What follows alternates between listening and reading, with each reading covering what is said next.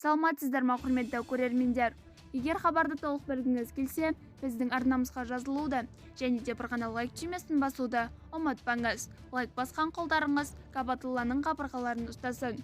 YouTube'те қазақстандық қолдаушыларға осы дүйсенбіден бастап зейнеткерлер, аз қамтылғандар және азаматтардың басқа да санаттары 300 мың теңге мөлшерінде арнайы жәрдемақы, ал олардың кейбіреулері 200 мыңнан үстемақы алатыны туралы жарнамалық видео тарады.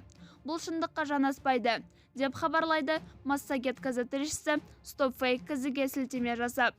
Маңғыстау облысында жеңіс күніне орай соғыс ардагерлеріне 1,5 миллион теңгеден беріледі. Бұл туралы Лада облыстық әкімдіктің баспасөз қызметіне сілтеме жасап хабарлады. Бүгінде өңірде ұлы отан соғысының көзі тірі 3 ардагері ғана қалған. Бізді бақылауды жалғастырыңыз.